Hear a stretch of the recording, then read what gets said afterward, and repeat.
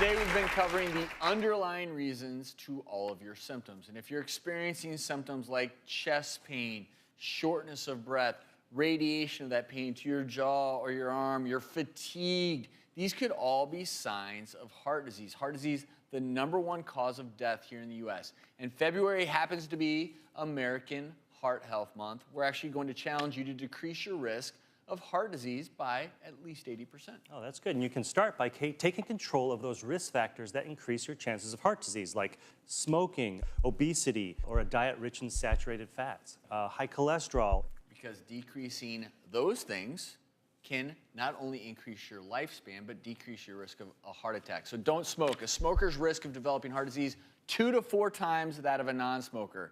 Keep a healthy weight, be active, exercise.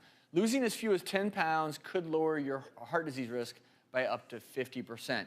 We've talked about on the show before, eating nuts, which are loaded with good fats, fruits and vegetables, lean proteins. That may help reduce your risk of heart disease by up to 80%. And those are the kind of steps that will help lower your cholesterol, because cholesterol builds up over time in the walls of your arteries.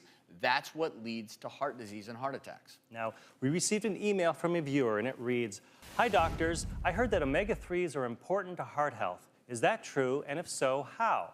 Thanks," from Debbie in Houston. But omega-3s, they're unsaturated fatty acids, and a lot of thoughts as to what they do in the body. Anti-inflammatory, they make your platelets a little less sticky. We're showing an animation here because, again, obviously, you do want your blood to clot, like when you have a nosebleed, which we just talked about, but if it clots too easily, it can increase your risk for a heart attack. Here to give us a better understanding of omega-3s is Dr. Suzanne Steinbaum, cardiologist and the director of Women and Heart Disease at New York's Lenox Hill Hospital. Welcome. Thank you. Let's talk about diet, because diet is a big part of being heart healthy. And part of a heart healthy diet is actually incorporating omega-3s in your diet.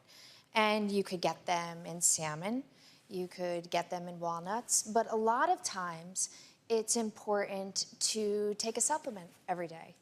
And that's one of the things that I recommend to my patients, is actually to take an omega-3 supplement every day. The way that it's made is with a phospholipid outer layer. And that's very similar to the cells inside the body, so it's very, very easy to digest. A lot of times you'll hear people say with fish oil they have burping, it's difficult, they can't take it, it makes them gassy. This is not exactly the same. It's more easily absorbed and easier to take.